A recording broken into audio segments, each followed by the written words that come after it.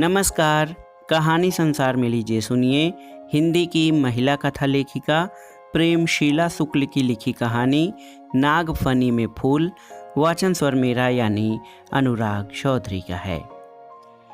दूसरे सभी बच्चों की तरह बचपन में मुझे भी कहानियां सुनने का बड़ा शौक था। परी और राजा की कहानियों को सुनने के साथ साथ विभिन्न जमाने की बातों को जानने की विशेष रुचि मुझ में थी। जब मैं अपनी दादी से तरह तरह की कहानियाँ सुनती होती तो अक्सर यह मांग कर बैठती, दादी आपके ज़माने में लोग कैसे रहते थे? क्या आज जैसी सुख सुविधा उन दिनों में भी थी?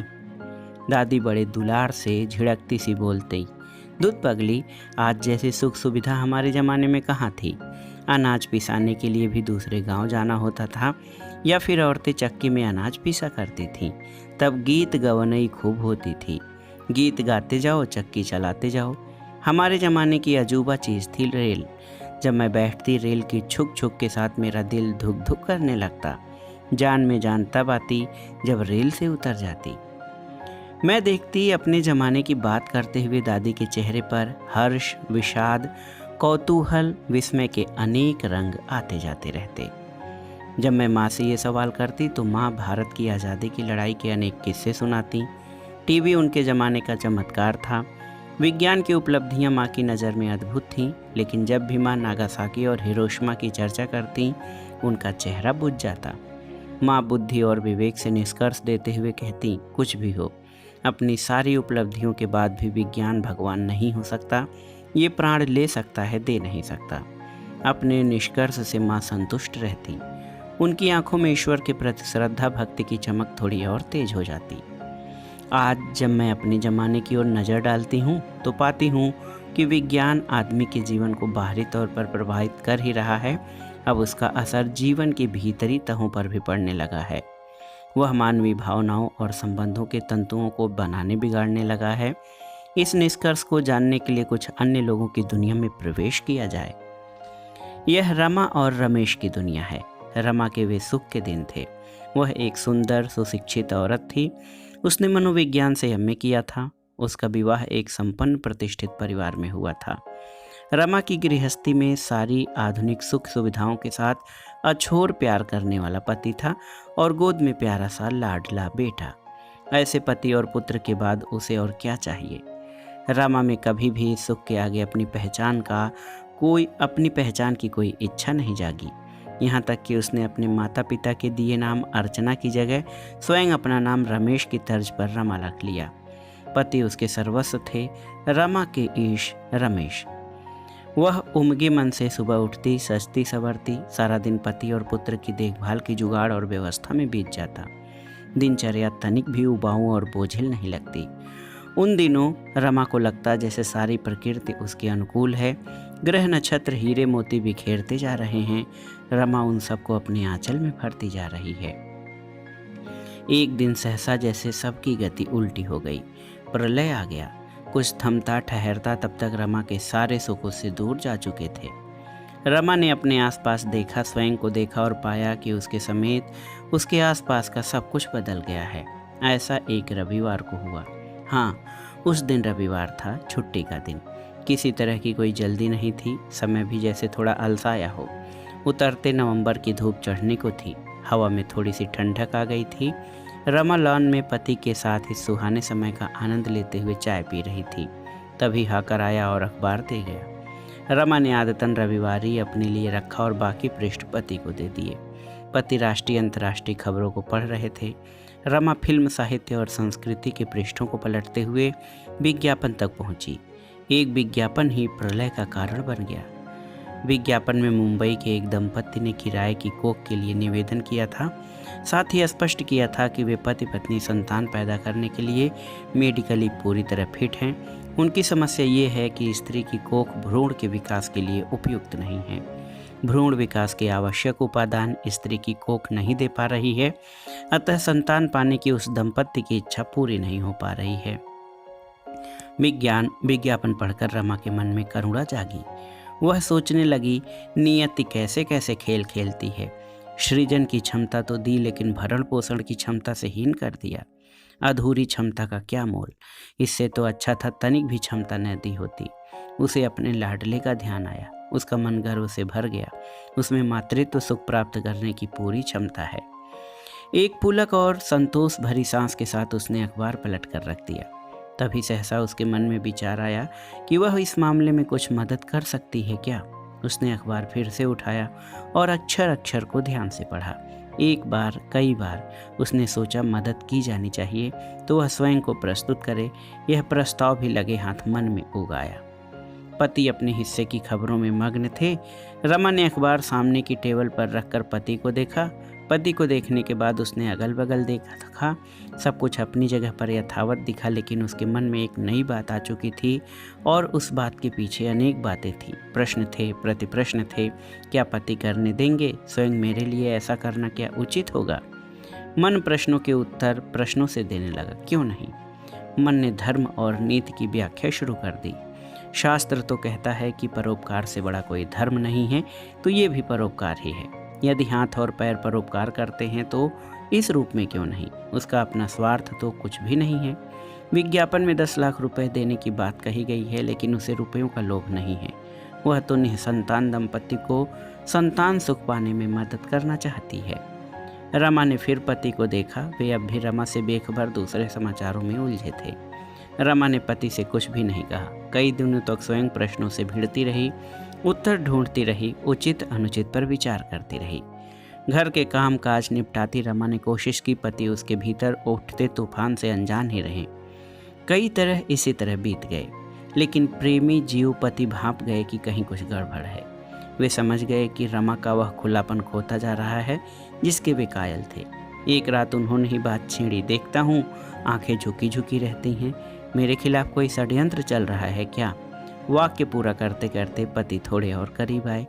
रमा को कोई जवाब नहीं सूझा और कोई और दिन होता तो शरारत भरा जवाब तुरंत उसके होठों पर आ गया होता, लेकिन आज वह चुप रही।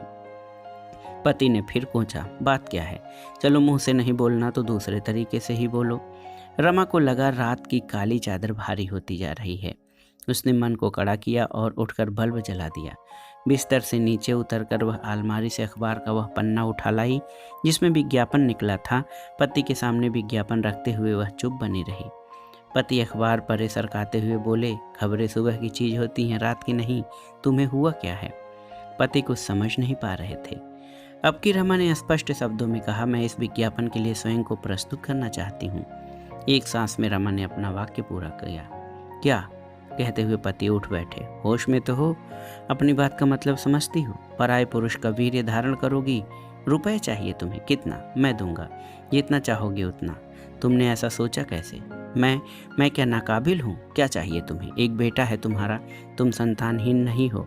पति बिना रुके पूछे जा रहे थे। उनकी सांसें तेज हो गई थी, चेहरा लाल और आवाज भारी। उथल पुथल रमा के भीतर थी, पर मौन का कवच उसकी रक्षा कर रहा था। उसने स्वयं को संभाला और दूसरे कमरे में चली गई। रमेश ने बल्ब बंद किया। अंधेरे में जलते भुनते सोने की कोशिश करते रहे। नींद को न आना था न आई। रमेश भी उसी कमरे में पहुंच गए। मन में विषाद और रोष भरे शब्दों में उतारने लगे, क्या करने जा रही हो तुम? ये बात तुम्हारे मन में आई कैसे? क्यों सोचा तुमने ऐसा? मैं नहीं सह सकूंगा रमा, असंभव है, असंभव। तुम ऐसा कैसे कर सकती हो? रमेश पत्नी की मनुहार में तार तार हो रहे थे। रमा अपने निर्णय को किसी भी तरह बदलने को राजी नहीं थी। अब घर साए साए करने लगा। लाडले की तोतली बोली घर को गुलजार करने की कोशिश करती, लेकिन बात नहीं बनती। उस दिन रमेश ड्रॉर में कोई कागज़ तलाश रहे थे। उनका कागज़ तो नहीं मिला। उन्हें विज्ञापन के जवाब में भेजे गए स्पीड पोस्ट की रसीद मिल गई। पता देखकर उनकी चुप्पी निगाड़ बन गई। नहीं मानी तुम? अपने मन की करने चली हो तो करो, लेकिन मैं ये सब बर्दाश्त नहीं कर सकता। अलग रहना होगा तुम्हें। मैं तुम्हें तलाक दे दूंगा।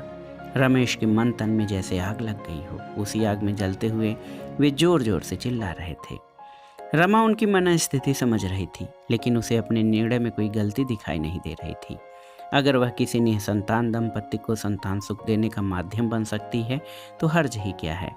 रमा ने कुछ भी जवाब नहीं दिया। वह जान रही थी पति के लिए यह पर पुरुष से संबंध बनाना है। उसके लिए यह विज्ञान की एक उपलब्धि में शामिल होना है, किसी दूसरे के काम आना है। भीतरी बाहरी अंगों का झमेला वह पालना नहीं चाह रही थी। उसने सोचा आज ही जाने की तारीख भी बता दूं तो झंझट खत्म हो। चीखते चिल्लाते रमेश दाढ़ी बनाने बैठे। गालों पर क्रीम लगाई और रेजर उठाया था कि कमरे से आवाज़ आई, परसों रात मुझे मुंबई जाना है। रमेश का रेजर गहरा चल गया। ठुड्डी से लाल लाल बूंदें लकीर बनकर निकल गईं। रमेश को लगा अभी रमा कमरे से निकलेगी, देखकर घबरा जाएगी और देखभाल में जुट जाएगी। हुआ भी ऐसा ही।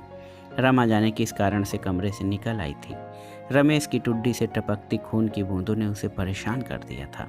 वह डिटाल से भीगी रुई से उसका चेहरा पोंछती जा रही थी और रुआ से स्वर में बोलती जा रही थी, बिल्कुल बच्चे हो, अपना ख्याल नहीं रख सकते। रमा के स्पर्श से रमेश का दर्द गायब हो गया, साथ ही अपनी बात कहने का उसे सही मौका मिल गया था।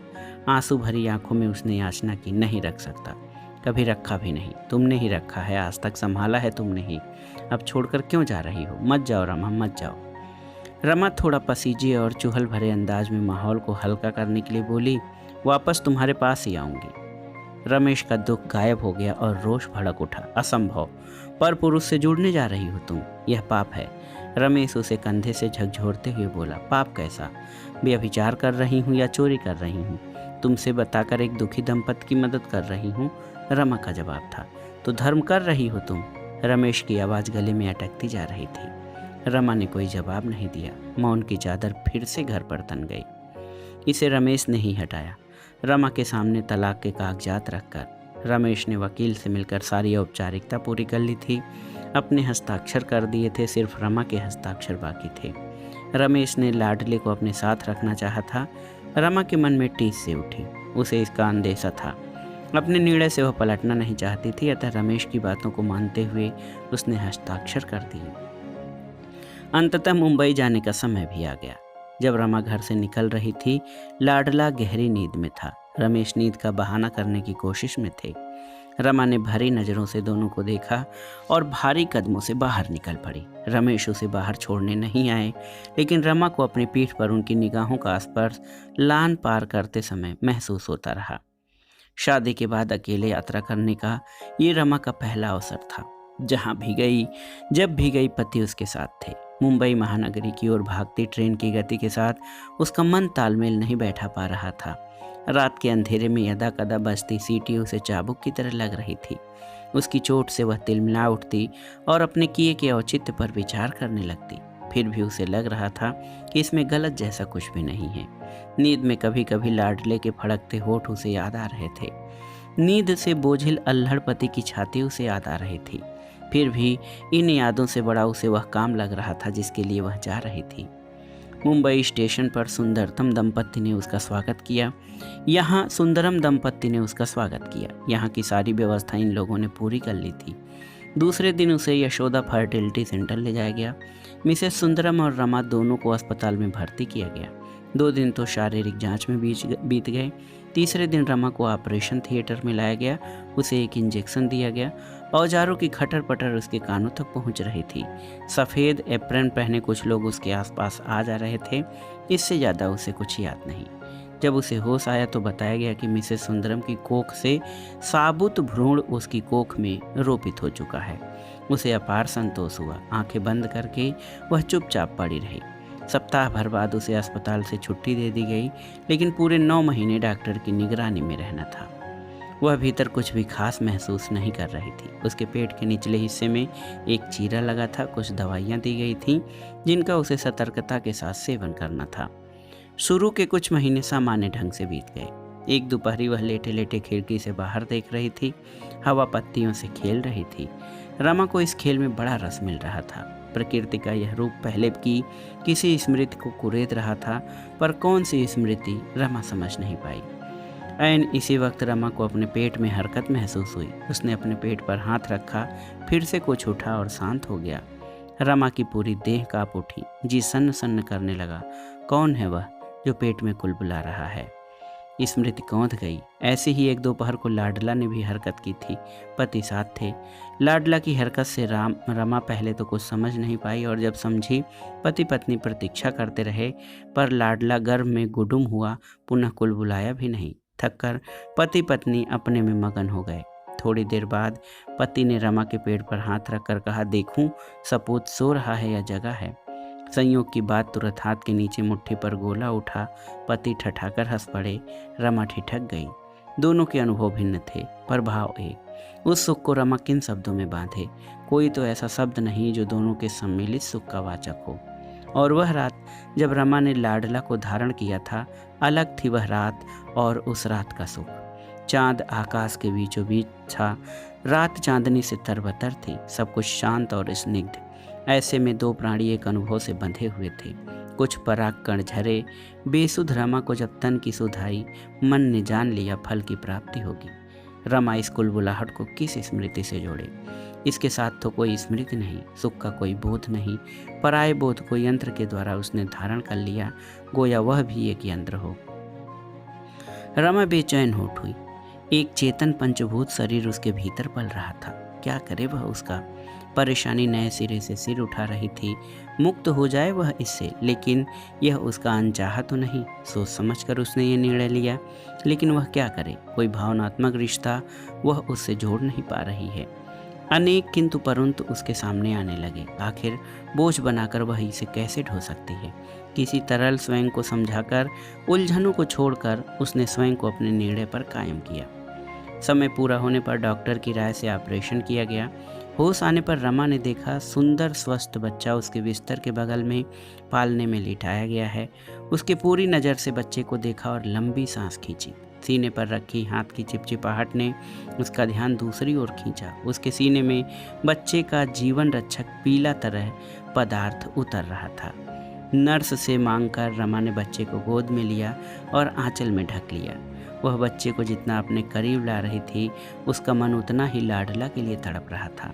स्वस्थ होते ही रमा ने अनुबंध में पाए 10 लाख रुपए अनाथ आश्रम को दान दिए और घर वापस लौटने की तैयारी करने लगी।